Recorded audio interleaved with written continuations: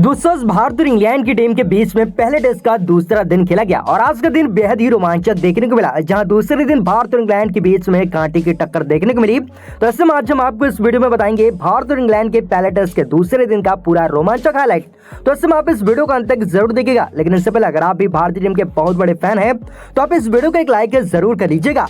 दोस्तों जैसे कि आप और हम सभी जानते हैं कि इस समय इंग्लैंड की टीम भारत के दौरे पर आई हुई है, जहां इंग्लैंड की टीम को इस दौरे पर भारत के खिलाफ 5 टेस्ट मैचों की सीरीज खेलनी है, जिसका आगाज भी हो चुका है। वहीं इस सीरीज के पहले टेस्ट का दूसरे दिन आज खेला गया, लेकिन इससे पहले आपको बता दें कि इस मैच में इंग्लैंड की टीम ने टॉस जीतकर पहले बल्लेबाजी करने का फैसला किया और भारत को पहले गेंदबाजी करने के लिए आमंत्रित किया। लेकिन इंग्लैंड का ये फैसला गलत साबित हो गया, क्योंकि भारत की गेंदबाजों ने बेहतरीन गेंदबाजी की और इंग्लैंड को पूरा एक दिन भी नहीं खेलने दिया और 246 रन के निजी स्कोर पर इंग्लैंड की पूरी टीम को ऑल आउट कर दिया।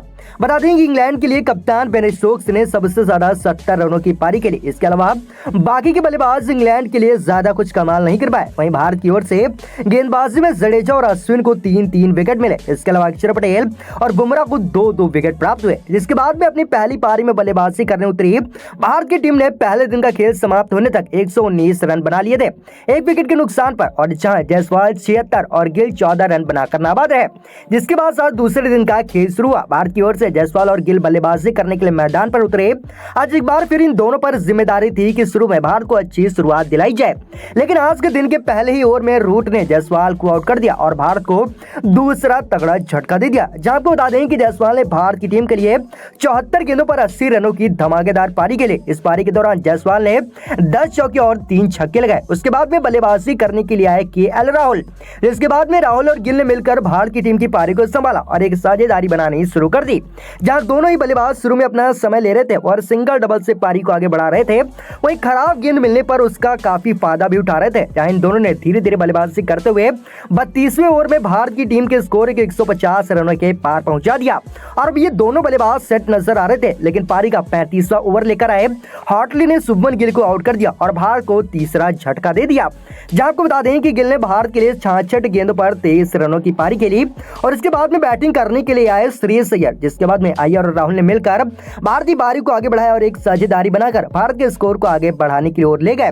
खासतौर पर राहुल ने अपने गियर बदले और कुछ अटैकिंग शॉट भी खेले, जहां 36वें ओवर में राहुल ने वुड के 3 चौके जड़ दिए। वहीं दूसरी ओर खड़े अय्यर भी इस तरीके के अच्छा साथ दे रहे थे और भारत के स्कोर को आगे बढ़ा रहे थे। इसके अलावा राहुल भी अपनी हाफ सेंचुरी की ओर बढ़ रहे थे। वहीं उसके बाद में इन दोनों ने 45वें ओवर में भारत की टीम के स्कोर को 200 रनों के पार पहुंचा दिया। जिसके बाद 48वें ओवर में केएल राहुल ने अपनी 50 भी पूरी कर ली और इस तरह से पहला सेशन यहीं पर समाप्त हो गया। पहले सेशन तक भारत का स्कोर 222 रन पर 3 विकेट हो चुका था। इसके बाद में एक बार फिर राहुल और अय्यर दूसरे सेशन में बैटिंग करने के लिए मैदान पर आए, लेकिन दूसरे सेशन के शुरुआत में ही रहमान अहमद ने श्रेयस अय्यर को आउट कर दिया और भारत को चौथा झटका दे दिया। बता दें कि अय्यर ने भारत के लिए 63 गेंदों पर 35 रन बनाए।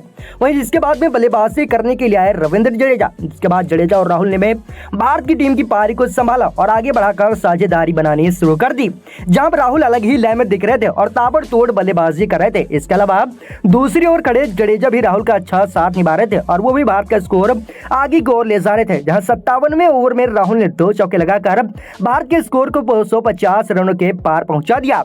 जिसके बाद में जडेजा ने भी अपने गियर बदले और कुछ बड़े शॉट लगाए, जहां 61वें ओवर में जडेजा और राहुल ने भारत की टीम के अर्धशतकीय साझेदारी भी पूरी कर ली और अब राहुल भी तेजी से अपने शतक की ओर बढ़ रहे थे। वहीं अब जडेजा ज्यादा से ज्यादा बाउंड्री बटोरने का प्रयास कर रहे थे। वहीं अब जडेजा और राहुल की साझेदारी इंग्लैंड की टीम के लिए काफी खतरनाक होती नजर आ रही थी, लेकिन 65वें ओवर में हार्टली ने खतरनाक दिख रहे राहुल को आउट कर दिया और भारत को एक और बड़ा झटका दे दिया।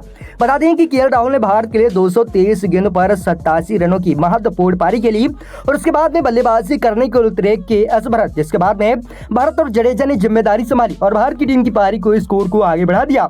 जडेजा तो तेजी के साथ भारत के स्कोर को आगे ले जा रहे थे, वहीं भारत यहाँ पर भरत भी उनका अच्छा साथ निभा रहे थे, जहां 71वें ओवर में इन दोनों ने भारत के स्कोर को 300 रनों के पार पहुंचा दिया।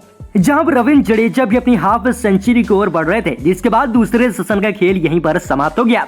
यहाँ दूसरे सेशन समाप्त होने तक भारत की टीम के स्कोर 309 रन 5 विकेट के नुकसान पर था और अब भारत के पास में 63 रनों की बढ़त हो चुकी थी, जिसके बाद में आज से के दिन का तीसरे सेशन का खेल शुरू हुआ। भारत की ओर से एक बार फिर से रविंद्र जडेजा और केएस भरत बल्लेबाजी करने के लिए आए।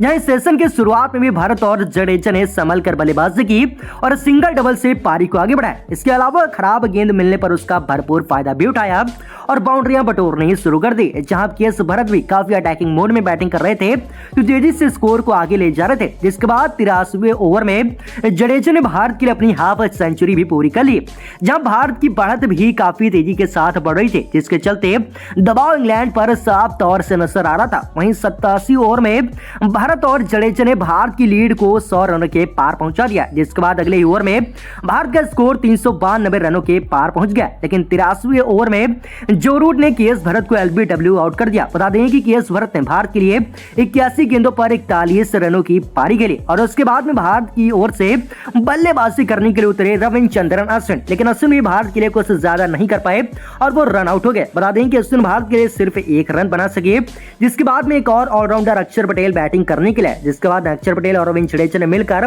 भारत की पारी को आगे बढ़ाया और एक साझेदारी बनानी शुरू कर दी। जहां जडेजा तो सेट नजर आ रहे थे, लेकिन दूसरी ओर खड़े दोस्तों जडेजा काफी अच्छी लय में दिख रहे थे और अच्छे टच में नजर आ रहे थे, जहां हर एक ओवर में एक बाउंड्री आ रही थी। वहीं इंग्लैंड के गेंदबाज भी लगातार विकेट लेने का प्रयास कर रहे थे, लेकिन भारत के इस बल्लेबाजी सधी हुई बैटिंग कर रहे थे, जिसकी वजह से विकेट भी नहीं आसानी से मिल पा रहे थे। वहीं इसके बाद में ये दोनों भी नहीं रुके और तेजी से भारत के स्कोर को आगे बढ़ाना जारी रखा। वहीं 105वें ओवर में इन दोनों ने भारत की टीम के स्कोर को 150 रनों की बढ़त दिला दी।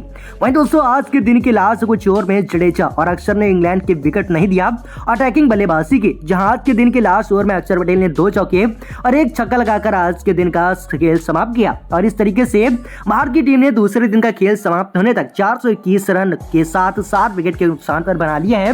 वहीं जडेजा 81 और अक्षर पटेल 35 रन बनाकर नाबाद थे और अब भारत की टीम के पास 175 रनों की महत्वपूर्ण बढ़त भी हो चुकी थी। तो दोस्तों आपके हिसाब से क्या इंग्लैंड की टीम भारत के ऊपर काउंटर अटैक कर पाएगी या नहीं? आप अपनी राय कमेंट बॉक्स में जरूर दीजिएगा।